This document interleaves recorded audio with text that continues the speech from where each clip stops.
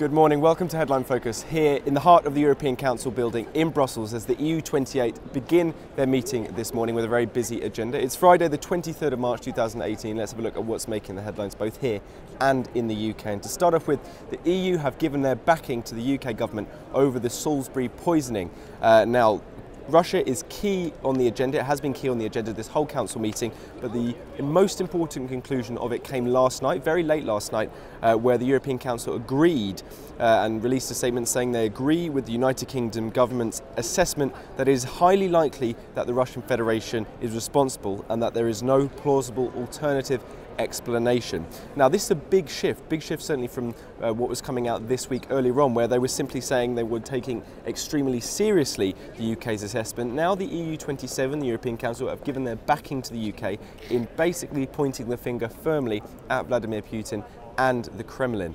Now, at least 5 EU nations, it's also been reported this morning, led by France, are ready to expel their Russian spies or diplomats from their countries as well. So quite a significant response coming through. There was an avoidance of sanction talks in the meeting yesterday and yesterday evening and into the early hours, but the EU has recalled their ambassador to Moscow, the EU ambassador to Moscow, for further consultation. So we'll get some more lines out of that no doubt today and in the next few days to come. But also what we're here for in the European Council, particularly for the UK Prime Minister Theresa May, is the Brexit talks. Now, they're currently meeting behind me now.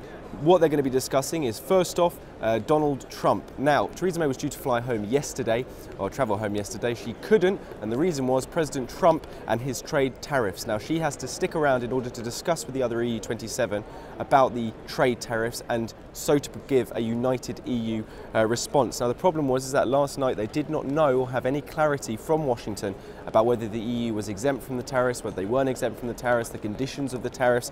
They've now got confirmation that the EU is exempt from the trade tariffs until at least the 1st of May. The EU leaders are then going to focus on the transition deal and signing that off, which is obviously what Theresa May is really hoping for. Reports are that that's going to literally be a rubber stamping exercise taking a few minutes, no more than that. The EU leaders will then approve a future relationship framework to take to the negotiations in the next few months with David Davis and Michel Barnier as well. That's when Theresa May won't be in the room, because it will be the EU discussing the EU's position in the Brexit negotiations. But we'll get definitely some more lines of that coming out in the next few hours as well.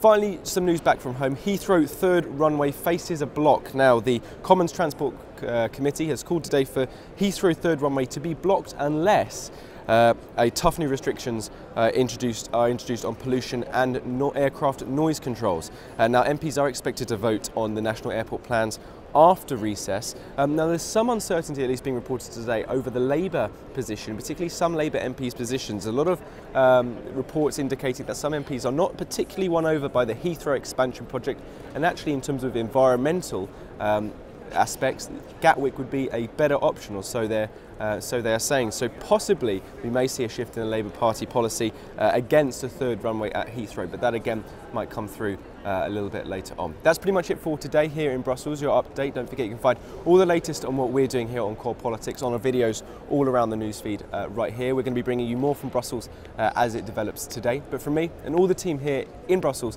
and at Core London Studios in London, have a fantastic weekend.